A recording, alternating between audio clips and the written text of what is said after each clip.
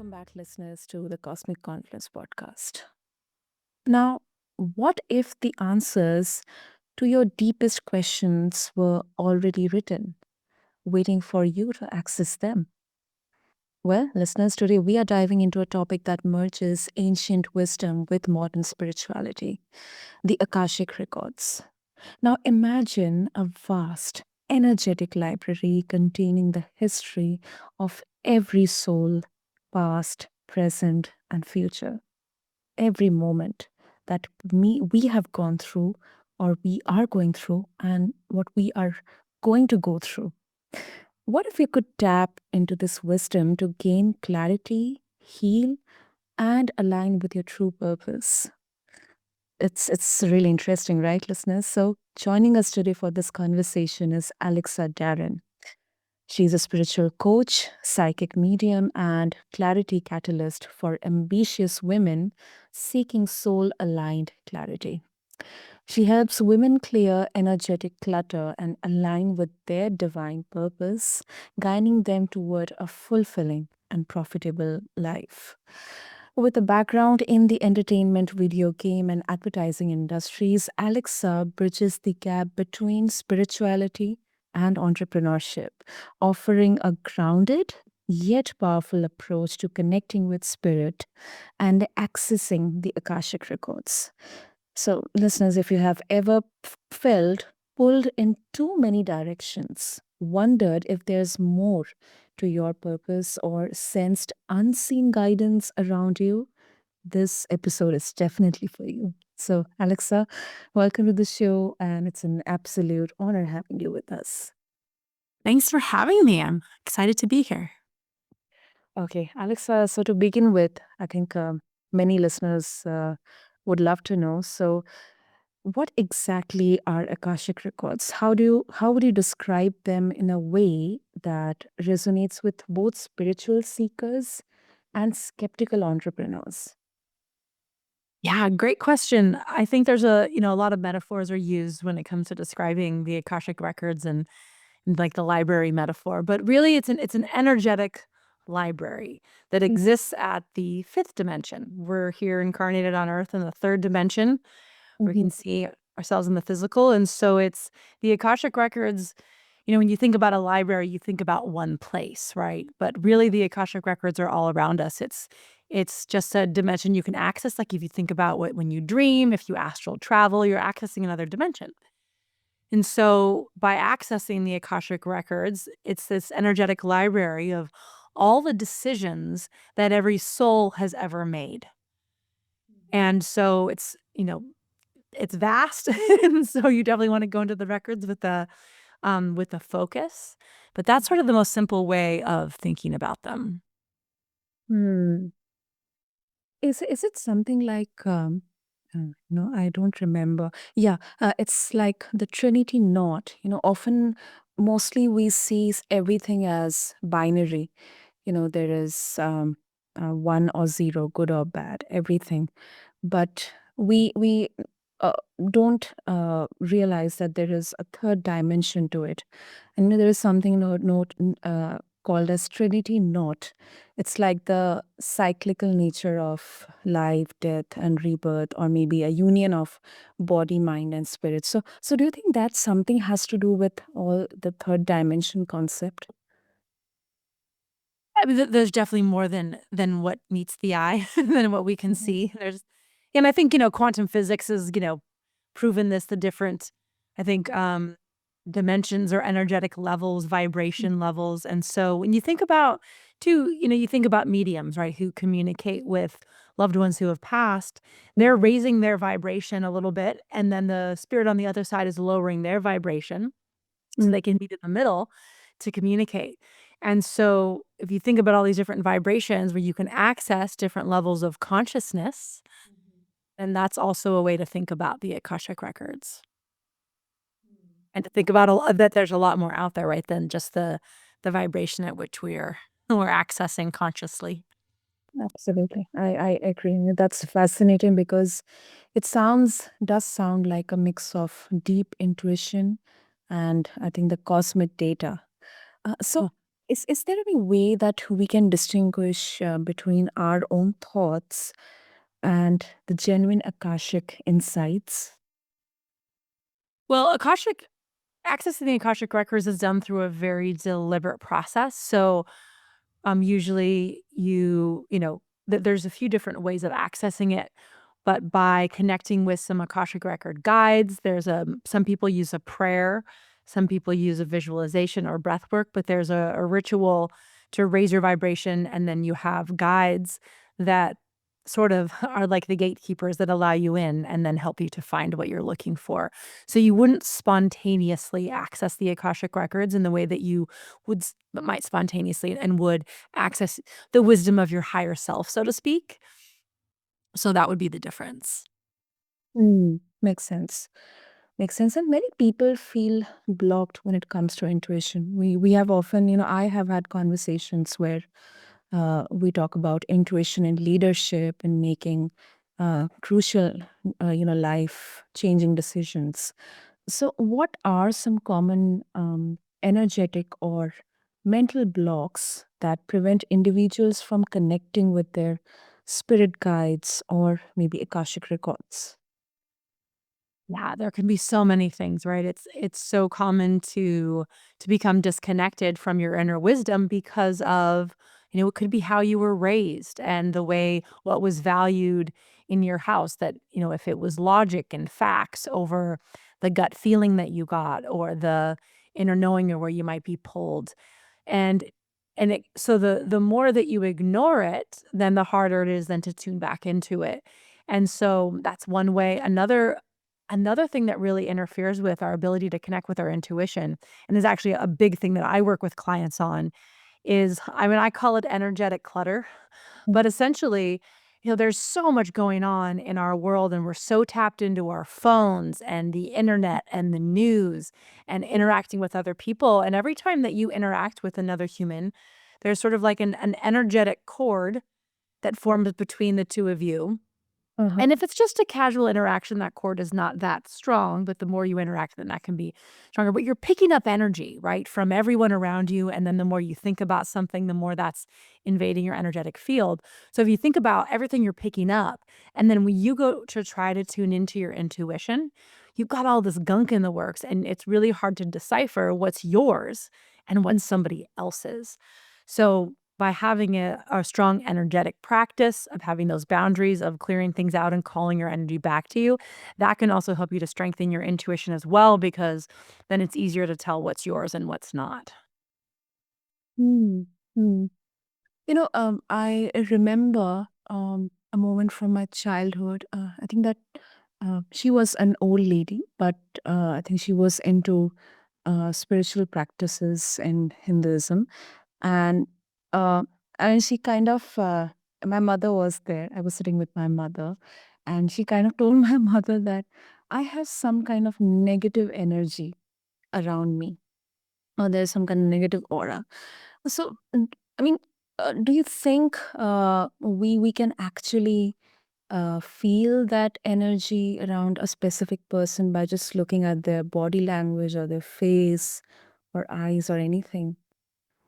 Oh, absolutely. Some people can. Yeah. So if you've cultivated that, or if you have that gift, you can sense energy and you can sense what's going on. And it's I think, negative energy in itself is a whole nother topic, and I think that sometimes it sounds a lot more scary than it is, but there's a lot of things that can happen throughout different incarnations from the choices that we make that can have us be holding on to things that are, quote, "negative," that are just a result of negative choices that we made or patterns that we're engaged in, habits that we formed, karmic patterns, so then we're carrying that around. But so yeah, I think that some people can tune into that, and that's when you see, some intuitives that can read auras or that can sense what's going on. Wow. Wow. Amazing. Amazing. And have you ever worked with someone who was skeptical regarding the Akashic records? Maybe they just thought that, it's just a construct of the subconscious mind rather than an actual cosmic database. I mean, how would you respond to that perspective?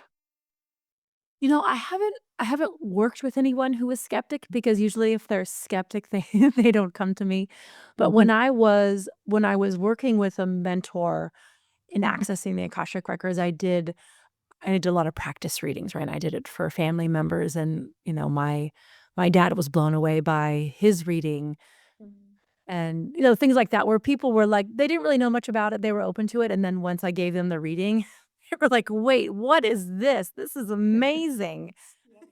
And so I've had that experience, but I think for anyone who's skeptical about anything, I always think that it's good to be skeptical. It's good to ask questions, and it's good not to just take everything at face value and believe whatever you've been told, right? And so I think that if you're curious and then just having that experience for yourself. If you're on the fence about it and, just go get a reading, you know?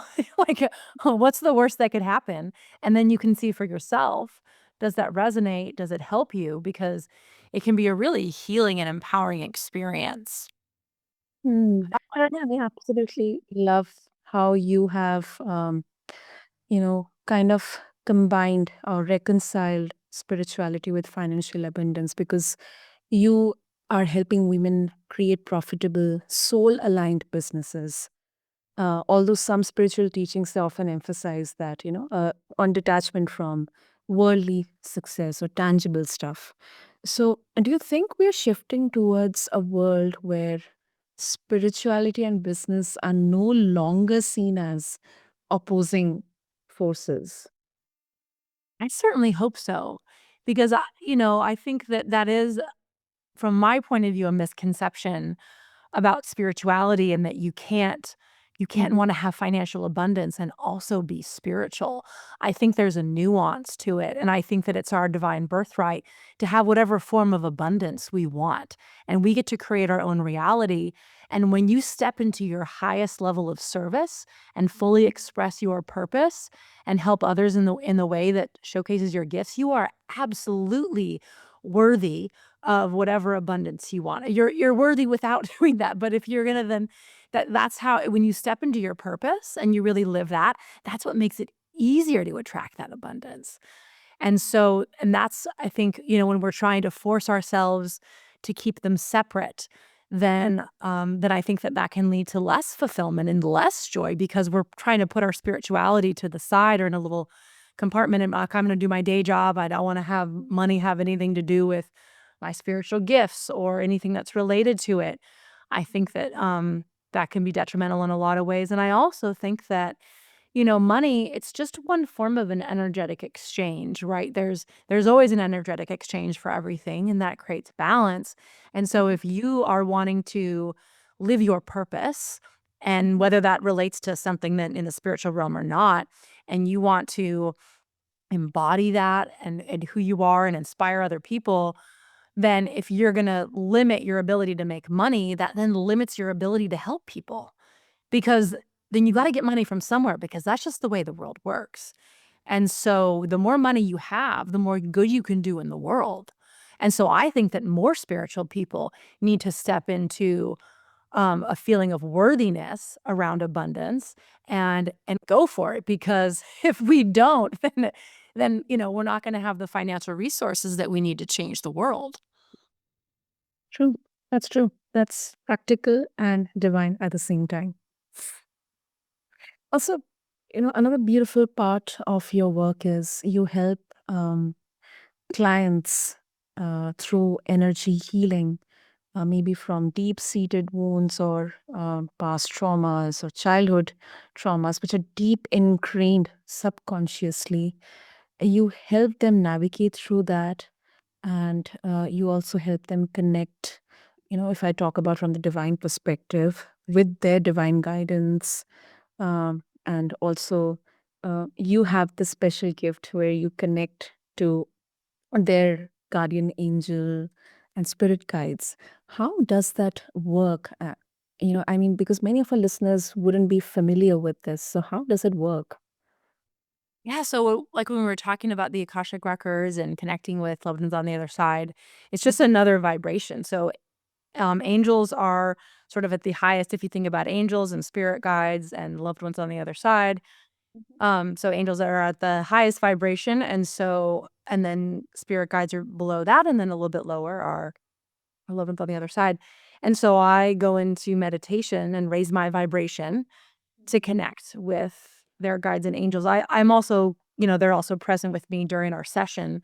But when I go to channel or check in with guides, before the session, I meditate to do that. And so that's just, accessing another vibration. Hmm. Interesting. That's interesting. Um, Also, I think this is a bit personal, but I think it heightened your urgency in this work. So, grief and death, of course, it is so scary. And people, um, they have this fear of not even talking about it because I think it's one of the strongest emotions we feel. This anger, but of course, grief can be really, really overwhelming. So, your sister's passing in 2023, it actually heightened your urgency in this work. So, how this person loss has shaped your connection with spirit?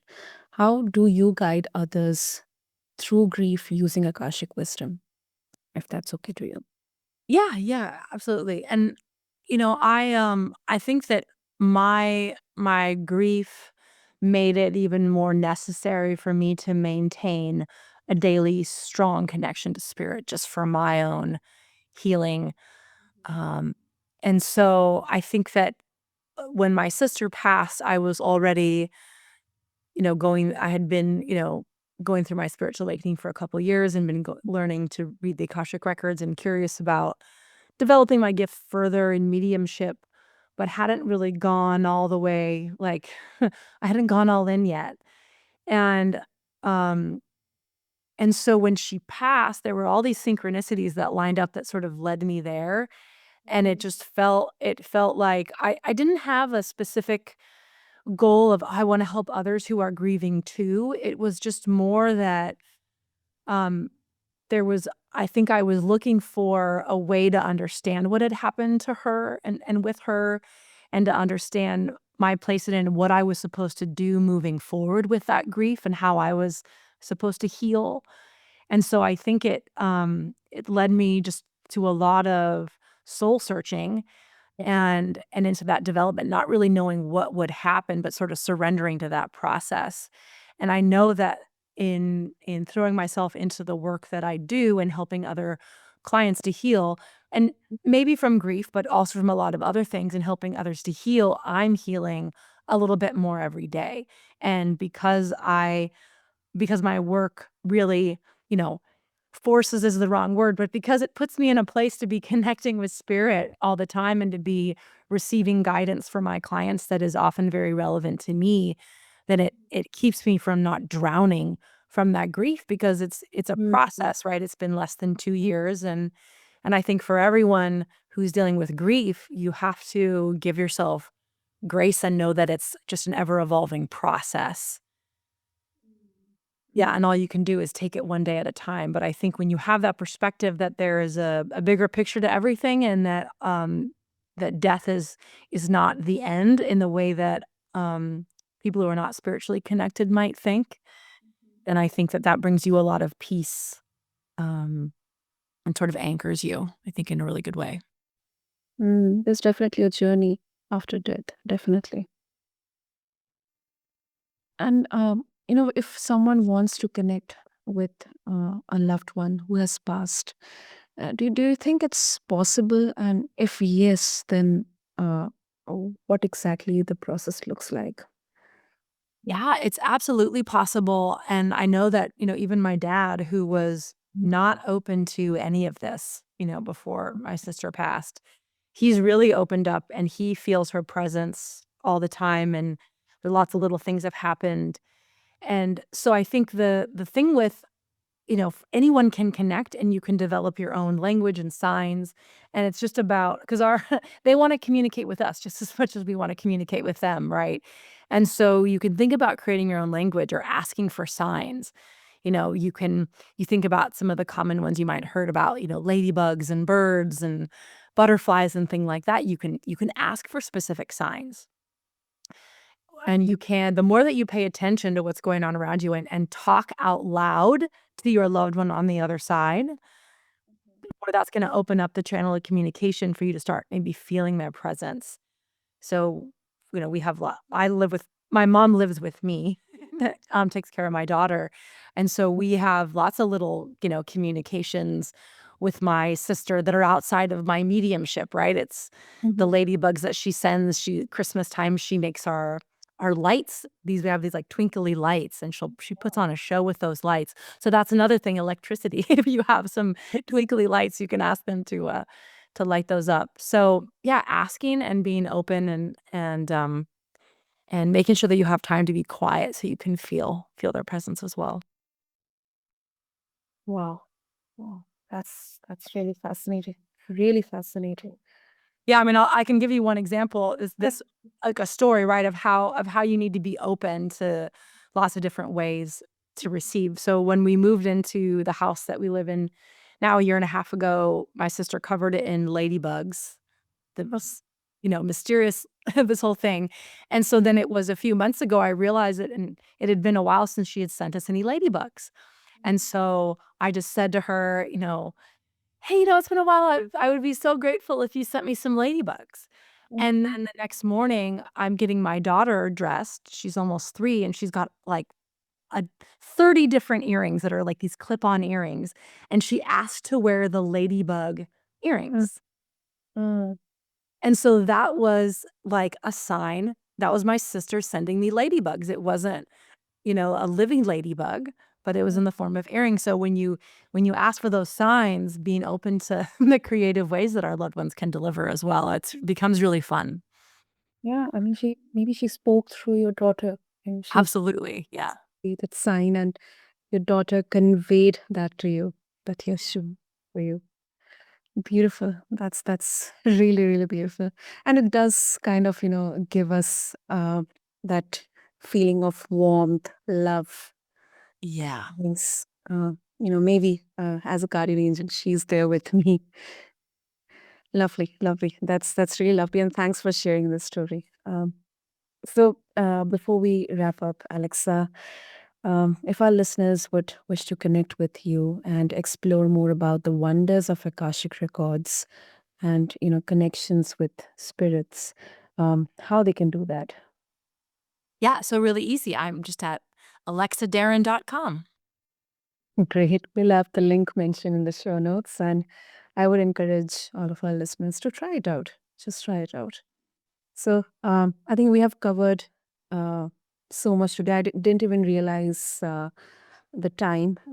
I think I'm really fascinated by the concept of Akashic Records, clearing energetic blocks, and even how we can integrate spirituality into as practical as businesses. So, Alexa, thank you so much for reminding us that clarity and purpose are within reach if we are willing to listen.